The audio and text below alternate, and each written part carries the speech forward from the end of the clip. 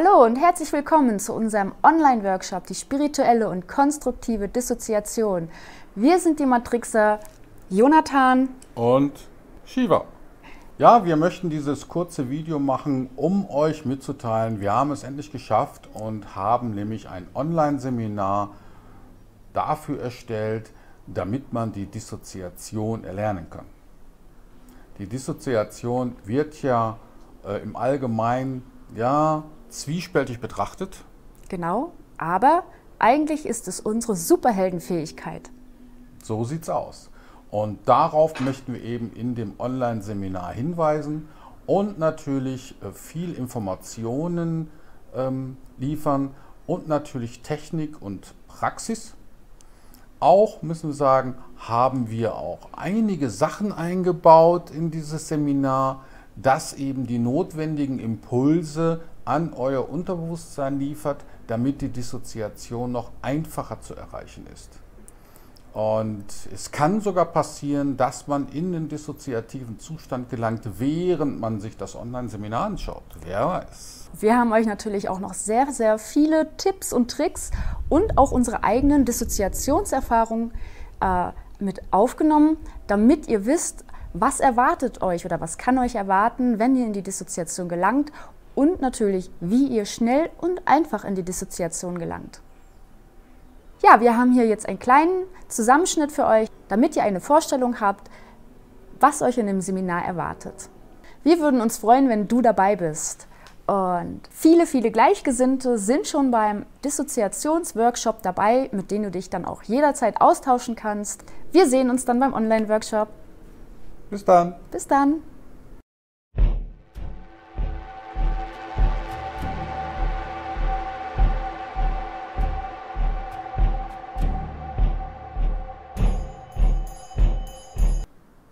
Husserl ist 1859 geboren und 1938 in Freiburg verstorben.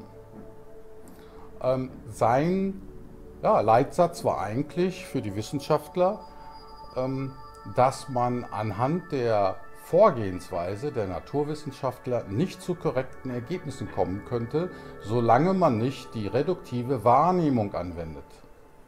Diese reduktive Wahrnehmung ist die Fähigkeit, seinen Gedankenapparat inklusive aller Vorurteile, Voreingenommenheit, Überzeugungen und dergleichen abzuschalten, um eben in einer Studie beispielsweise zu einem objektiveren Ergebnis zu gelangen. Ja, und die reduktive Wahrnehmung, die Husserl erwähnt hat, ist eigentlich ziemlich mit der Dissoziation zu vergleichen. Das heißt, die Dissoziation ist eine Fähigkeit, eben genau das zu tun, wovon Husserl gesprochen hat, nämlich seine Gedanken temporär zu stoppen bzw. anzuhalten oder zu deaktivieren. Der Verstand wird deaktiviert und in dem Moment erlebt man eben einen ganz anderen Bewusstseinszustand, in dem man alle Informationen ganz neutral aufnehmen kann. Gedanken sind elektromagnetisch aufgeladen und indem man eben denkt, verbraucht man einen Großteil seiner Energie. Und diese Energie steht einem natürlich dann nicht mehr zur Verfügung, um eben in erweiterte Bewusstseinszustände zu gelangen. Deswegen ist die Dissoziation oder die konstruktive Dissoziation dafür da, um seinen Gedankenapparat willentlich abzuschalten und so die elektromagnetische Energie, die sonst verloren gehen würde durch die Gedanken, zu speichern. Und ja, dann kann man die für vieles anwenden. Ja, und man geht in der Wissenschaft, also in der Schlafforschung zum Beispiel, geht man davon aus, dass man eben ungefähr 80% seiner Energie, die man eben täglich zur Verfügung hat, alleine für das Denken verbraucht. Und man rechnet hier mit ungefähr 60.000 Gedanken, die wir tagtäglich denken. Und 60.000 Gedanken können energetisch betrachtet schon eine ganze Menge an Energie kosten. Und aus dem Grund ist die Dissoziation auch so wichtig, denn die Dissoziation gibt uns die Möglichkeit, dass wir diese Energie aufsparen können, wie Shiva schon sagte, für andere Tätigkeiten, beziehungsweise um in höhere Bewusstseinszustände zu kommen um Selbsterkenntnis zu erlangen, um Erleuchtung zu erlangen, um seine Realität zu verändern, konstruktiv zu verändern. Und das macht eben die Dissoziation so attraktiv. Ja, absolut. Auch für Astralreisen oder luzides Träumen kann man die Dissoziation verwenden. Denn alles, was der Mensch eigentlich braucht, ist Energie. Und die meiste Energie verbraucht er eben fürs Denken. Und aus diesem Grund empfinden wir, dass die Dissoziation auch die Mastertechnik ist. Die beste Technik, die man eigentlich anwenden kann, um Energie zu sparen und diese Energie dann einzusetzen für die Zustände, von denen wir ja jetzt hier gerade gesprochen haben. Und eins ist sicher, wenn du einmal die Dissoziation angewandt hast, wirst du die Welt danach nicht mehr so sehen, wie du sie vorher gesehen hast. Und das aber in ganz positiven Sinne. Ja, und deshalb ist die Dissoziation auch wirklich so, finden wir, die beste Technik, die man eben neben bewusstseinserweiternden Substanzen so anwenden kann. Natürlich kommen wir in diesem Online-Seminar noch auf all das zu sprechen, welche Möglichkeiten es gibt, welche Hilfsmittel es gibt, um die Dissoziation zu erreichen, Techniken, wie man die Dissoziation erreicht. Und natürlich müssen wir auch erklären, was man mit der Dissoziation alles machen kann, was es für Stufen der Dissoziation gibt und eben, ja, was alles auch im materialistischen Sinne möglich ist mit der Dissoziation. Das betrifft eben diejenigen unter euch, die nicht unbedingt spirituell anwenden wollen, sondern einfach nur für ihre persönlichen oder in Anführungsstrichen egoistischen Ziele in der Realität, gegen die ja auch nichts einzuwenden ist. Denn in der Realität braucht man halt Geld, ein Dach über dem Kopf, was zu essen. Und das hat ja heutzutage nicht mehr jeder oder nur in einem sehr kleinen Ausmaß.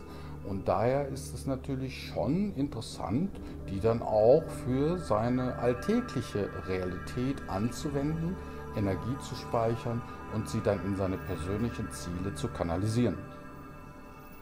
Die spirituelle oder auch konstruktive Dissoziation, wir haben da zwei Begriffe gewählt. Die spirituelle Dissoziation ist mehr für diejenigen unter euch, die eben ihren spirituellen Weg weiterhin gehen möchten und auch jetzt schneller zu Erfolgen gelangen möchten. Und der Begriff konstruktive Dissoziation ist eben für diejenigen unter euch, die eben nicht unbedingt spirituell ausgerichtet sind, eher wissenschaftlich orientiert sind. Und darum werden wir jetzt mal die beiden Dissoziationsarten gegenüberstellen. Die spirituelle Dissoziation. Da geht es eben darum, mit Hilfe der Dissoziation einen Zustand zu erreichen, in dem die Gedanken und die Vorstellungen, die man so im Kopf hat, die Imagination zum Erliegen kommt. Dass die Gedanken also wirklich dann für einen gewissen Zeitraum nicht mehr eindringen können, nicht mehr aktiv sind. Wir reden hier nicht von Stunden, sondern höchstens von Sekunden und Minuten, die man dabei nur erreichen muss. Und wenn man natürlich in der spirituellen Szene oder auch in der wissenschaftlichen Szene über Dissoziation spricht, dann stehen den Leuten oft die Haare zu Berge und sagen, was, das soll ich lernen? Ne? Und ist die Dissoziation unsere verkannte, aber geheime Superheldenfähigkeit? Ich nehme ja auch an, dass da ein bisschen Propaganda hintersteckt, denn der Weg der Dissoziation zeigt ja, wie die Welt wirklich ist. Und es gibt bestimmte Kräfte auf dieser Welt, die wollen einfach auch nicht, dass wir wissen, wer wir wirklich sind oder wie die Welt wirklich ist.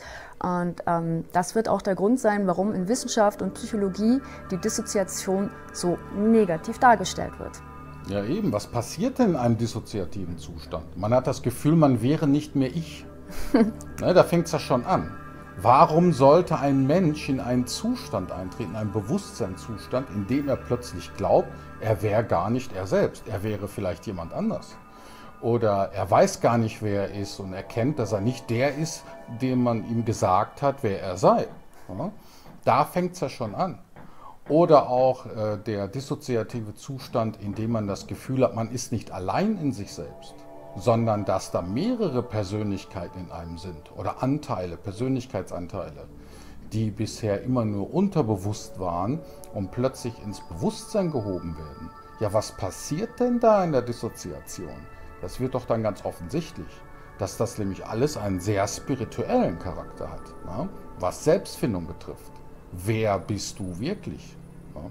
Woher kommst du? Ne? Was machst du hier auf diesem Planeten? Und all diese Fragen, wer bin ich? Woher komme ich? Was ist der Sinn meines Lebens? All diese Fragen werden plötzlich ziemlich akut innerhalb eines dissoziativen Zustandes. Da sind sie plötzlich Kernfragen. Und vorher, im normalen Alltagszustand, mag man zwar ein bisschen darüber philosophieren, aber dann verwirft man das Thema wieder und fragt sich das auch nicht. Und da merkt man nämlich, in einem dissoziativen Zustand werden nämlich die wirklich wichtigen Fragen plötzlich aktiviert. Und aufgrund dessen kann man nämlich schon hier beobachten, dass die Dissoziation einen nämlich so ein bisschen auf seinen spirituellen Pfad schubst. Und ja, das ist das Spannende an der Dissoziation. Und die Dissoziation zeigt uns ja noch viel mehr. In bestimmten Zuständen hat man das Gefühl, die Menschen um einen herum wären nicht echt. Wir leben in einer Matrix. Ja. Oder die Häuser, die wahrgenommen werden, oder die Umgebung wirkt wie eine Kulisse, als wäre das gar nicht echt. Ja, was passiert denn da? Na? Fängt er jetzt plötzlich an zu spinnen? Oder lernt er mit Hilfe der aufgetretenen Dissoziation die Realität zu hinterfragen, seine physischen Sinne zu hinterfragen, wo er hier ist, wie er hier hingekommen ist und ob die Umgebung dann plötzlich nicht doch eine Illusion ist. Und all das, was in der Dissoziation auftritt, sind definitiv Merkmale einer Bewusstseinserweiterung. Das heißt also, die Dissoziation ist ein Mittel zur Bewusstseinserweiterung.